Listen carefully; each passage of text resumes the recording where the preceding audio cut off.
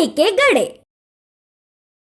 विजयपुर नामक गांव में धर्म नाम का जमींदार रहता था। उनके पास राम और सोम नाम के दो काम वाले थे। इतने सालों से वे दोनों उन पर ही निर्भर होकर काम कर रहे थे, इसीलिए वह जमींदार उनकी कुछ मदद करने की सोच रहा था।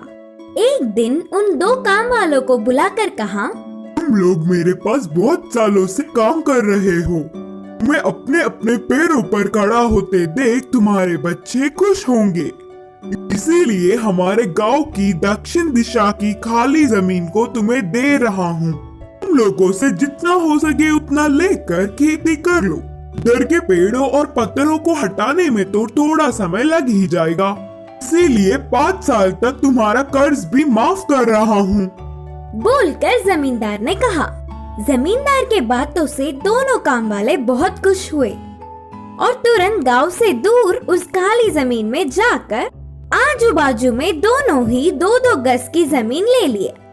वहाँ के जमीन पर खराब पत्थर और पेड़ों को हटाकर साफ कर रहे थे और ऐसे ही धीरे धीरे खेती का काम भी शुरू करने लगे। एक दिन राम अपने जमीन की खुदाई कर रहा था, तब अचानक उसे एक आवाज से उसके हल को कुछ लगा और उसे बाहर निकालने पर वह सोने के 2 घड़े थे। उनमें बहुत सारे सोने के जेवर भी थे।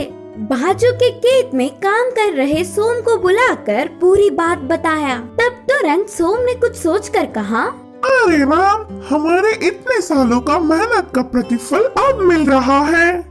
इसे हम दोनों मिलकर बांट के खुशी जीवन बिताएंगे।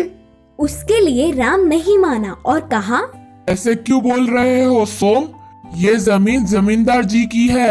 इधर मेरी हर चीज पर उनका अधिकार है। ले जाकर उन्हें ही दे देंगे। पागल लगते हो। इन सोने के घड़ों के बारे में किसी भी नहीं पता, इसीलिए हम ही ले लेंगे। बोलकर सोम ने कहा, ठीक है, फिर आज रात तक सोच कर बताऊंगा। बोलकर उन्हें घर ले गया राम।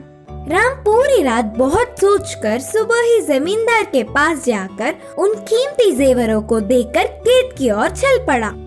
फिर राम को कोसता हुआ उसके जमीन में भी कुछ कीमती मिलेगा ही करके ध्यान से धीरे धीरे जगह जगह सोम ढूंढने लगा। उसकी सोच के मुताबिक ही दोनों सोने के घड़े उसे भी मिले और सोम की खुशी का हद ही नहीं रहा। बाजू के खेत के राम को यह बात पता ना चले, इसका ध्यान रखा और उन्हें घर ले जाकर छुपा दिया। वह पूरी रात सोम को नींद ही नहीं आई। अगले दिन सुबह ही बिना किसी को खबर पड़े शहर जाकर उन जेवरों को एक बड़े सेठ को दिखाकर और वह सेठ ने उन जेवरों की जांच करके नकली है बोलकर नक्की कर दिया। अब ना कुछ कर पाते हुए उदास होकर घर आ गया सोम। अगले दिन ही जमींदार ने अपने घर राम और सोम को बुलाया। जेवरों से भरी उन सोने के घड़ों को मैंने ही उस जमीन में गाड़ा था। मेरी इस परीक्षा में राम सफल हुआ। मुझे धोखा देने की सोचने वाले सोम की जमीन भी राम को ही दे रहा हूँ। अब से वह पूरे 4 गज की जमीन पर ईमानदार से काम कर लेगा राम। बोलकर जमींदार ने जमीन के कागजात राम को सौंपे। जमींदार को धोखा देने की सोचने पर सोम को अच्छी सबक मिली। इस कहानी की सीख है कि दूसरों की चीजों पर बिना लालच किए ईमानदार रहना चाहिए।